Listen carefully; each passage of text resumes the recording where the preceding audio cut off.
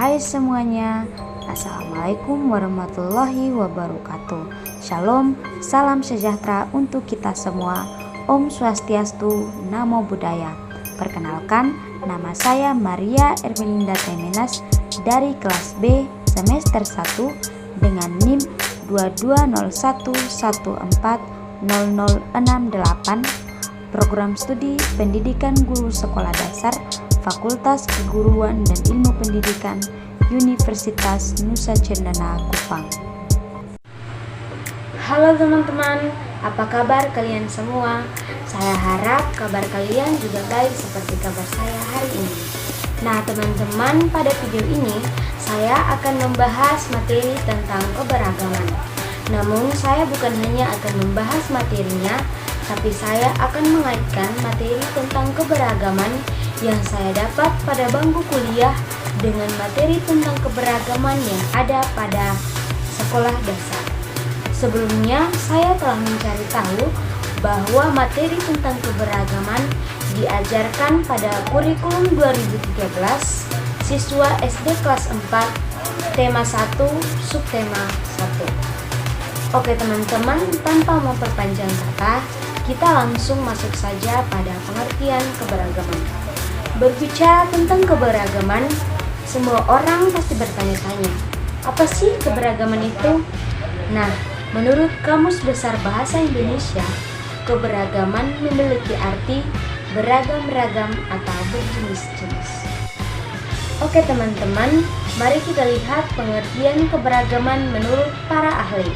Yang pertama, menurut Wira Kusuma 2003 menyatakan bahwa keberagaman merupakan ukuran integrasi komunitas biologi dengan menghitung dan mempertimbangkan jumlah populasi yang membentuknya dengan kelimpahan relatifnya.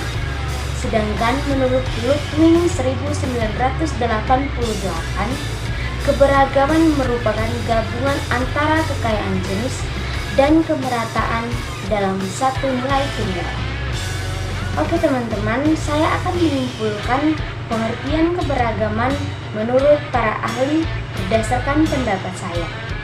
Menurut pendapat saya, keberagaman merupakan suatu keadaan atau suatu kondisi di mana dalam satu wilayah atau dalam suatu waktu yang sama terdapat beberapa jenis hal yang berbeda yang mempengaruhi pola hidup dan karakter hidup masyarakat itu sendiri. Baik teman-teman, kita telah mengetahui pengertian keberagaman. Selanjutnya mari kita lihat tentang keberagaman yang ada di Indonesia. Nah, seperti yang kita tahu teman-teman, negara kita, negara Indonesia adalah negara yang majemuk. Mulai dari yang pertama, negara Indonesia merupakan negara kepulauan terbesar di dunia. Kita sebagai warga masyarakat Indonesia harus bangga menjadi bagian dari Indonesia. Nah, teman-teman, negara Indonesia merupakan negara yang beragam karena jumlah pulaunya saja sudah lebih dari 17.000 pulau. Oke teman-teman, selanjutnya kita akan membahas tentang jenis-jenis keberagaman yang ada di banyak sekali jenis keberagaman yang terdapat di negara kita, negara Indonesia.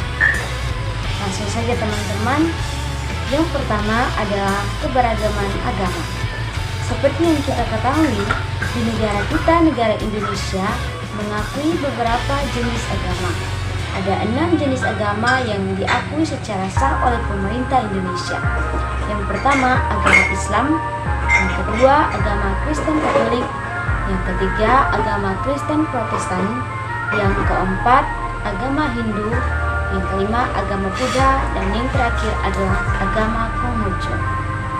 Dan teman-teman, selain keenam agama yang diakui oleh pemerintah juga mengakui adanya aliran kepercayaan atau animisme yang telah dipercayai oleh masyarakat Indonesia sejak dahulu kala, bahkan sebelum masuknya agama-agama besar yang ada di Indonesia seperti agama Islam dan agama-agama lainnya. Salah satu contoh aliran animisme yang saya bahas di sini adalah Sunda Wiwita. Sunda Wiwitan merupakan satu aliran yang sudah dipercayai oleh masyarakat Sunda sejak ratusan tahun yang lalu sebelum masuknya agama-agama lain yang ada di Indonesia. Oke teman-teman, masyarakat Sunda mempercayai Sunda Wiwitan itu sudah bertahun-tahun lalu. Mereka juga meyakini bahwa ada satu roh yang mereka sembah itu sebagai sosok yang disakralkan. Selain itu juga teman-teman, mereka itu memiliki satu Tuhan yang biasanya mereka sebut dengan Sang Hyang Kersa. Nah teman-teman, masih banyak aliran-aliran animisme yang ada di Indonesia yang tidak saya bahas satu persatu di sini. Contohnya itu ada kejawen, ada malim, dan juga masih banyak aliran-aliran lain. Selanjutnya teman-teman, jenis keberagaman yang kedua adalah keberagaman adat istiadat. Di negara kita, negara Indonesia, setiap daerah pasti memiliki adat istiadatnya tersendiri. Mulai dari rumah adat, upacara adat, tarian tradisional, pakaian adat tradisional, dan juga bahkan makanan khas ataupun bahasa daerah masing-masing. Nah teman-teman, di sini saya akan memberikan sebuah contoh tentang upacara adat yang ada di Nusa Tenggara Timur, yaitu adalah upacara Jairo. Di berbagai daerah di Nusa Tenggara Timur, masyarakat daerah masih melakukan upacara Jairo, di mana upacara tersebut merupakan upacara yang berisi permintaan maaf atau permohonan maaf kepada Dewi Padi. Nah, upacara ini biasanya dilakukan ketika masyarakat mengalami gagal panen. Nah, upacara ini dilakukan dengan tujuan agar masyarakat tidak mengalami kesialan atau kegagalan dalam memanen hasil usahanya ke depannya. Selanjutnya teman-teman, jenis keberagaman yang ketiga adalah keberagaman suku. Teman-teman, negara kita, negara Indonesia memiliki banyak sekali suku yang ada di masing-masing daerah.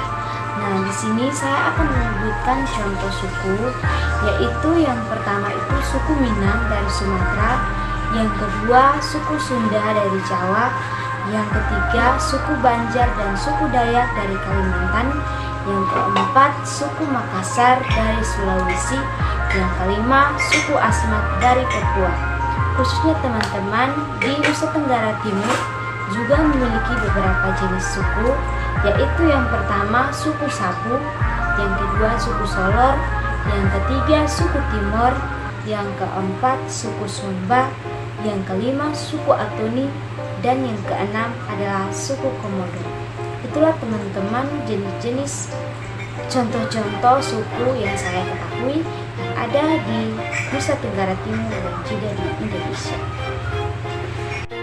Selanjutnya ada jenis keberagaman yang keempat, yaitu keberagaman budaya.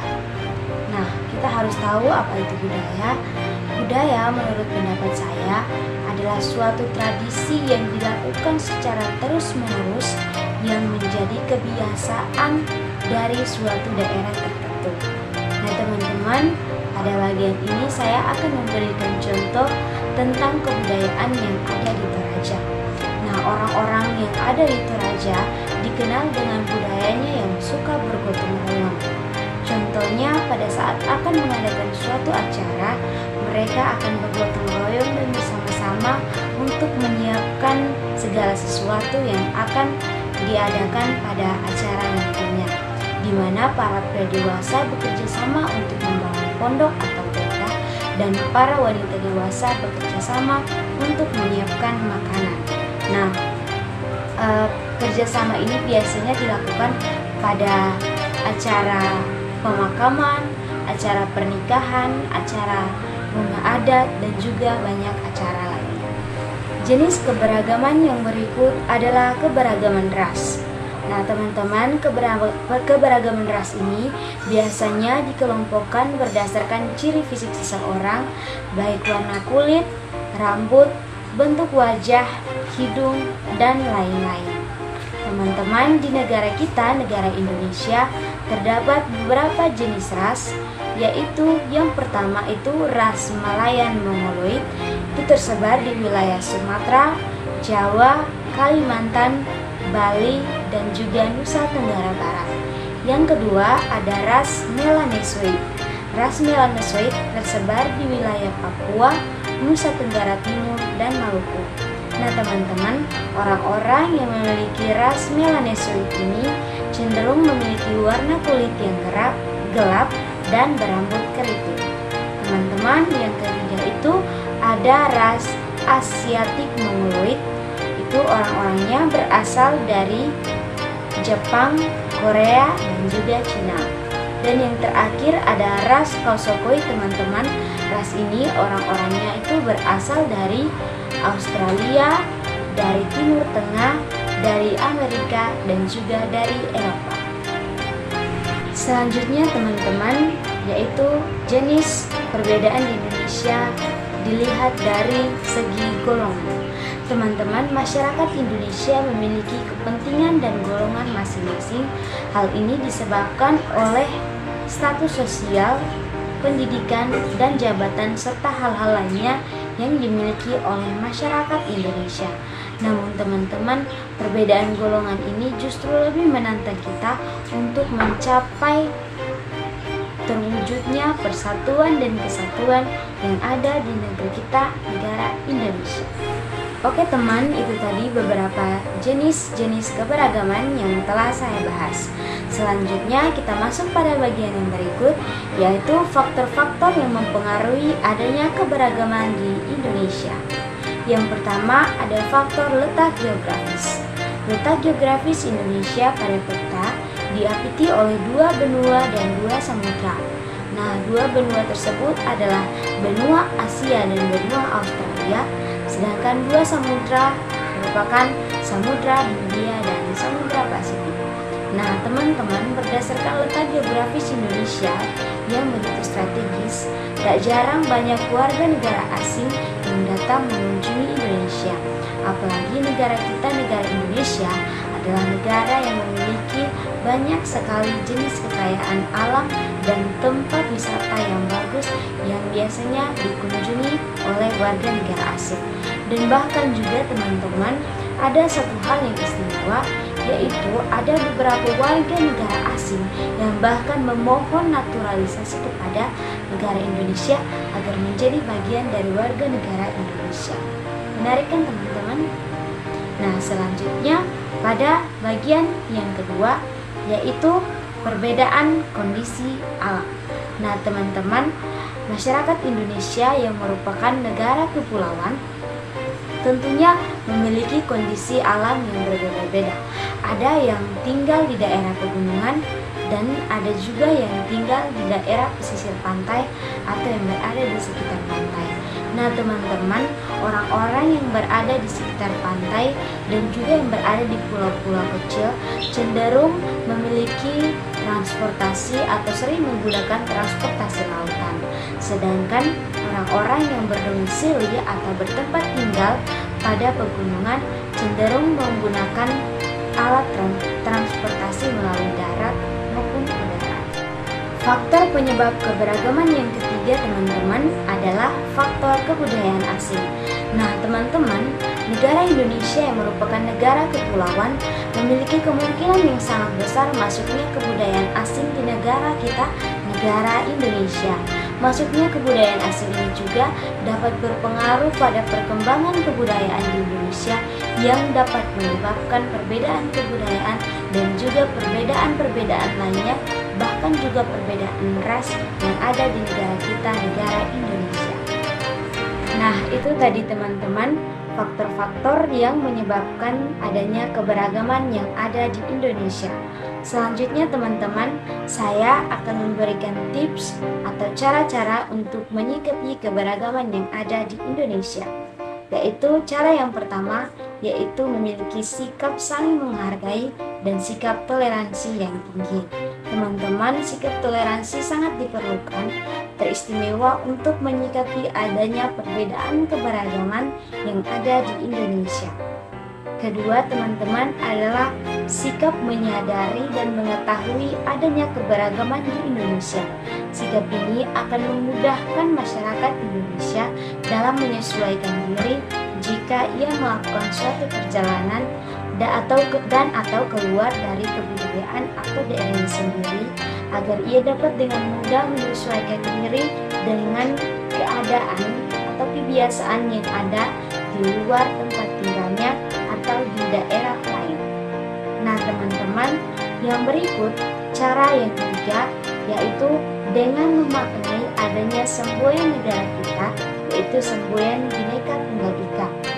Adanya semboyan ini menyadarkan kita bahwa sekalipun negara kita, negara Indonesia, yang adalah negara keberagaman, itu tidaklah menyebabkan terjadinya perpecah belahan atau terjadinya permusuhan antara masyarakat di negara kita, melainkan dengan adanya keberagaman dapat menantang kita agar dapat memiliki satu cita-cita yang besar, yaitu mencapai terjadinya persatuan dan kesatuan dan juga kemakmuran hidup kita bersama.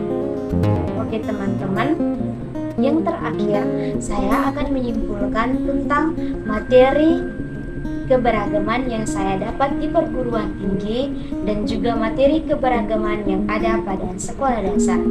Pada umumnya, keduanya memiliki tujuan yang sama, yaitu menyadarkan anak-anak dan juga peserta didik tentang adanya keberagaman di Indonesia.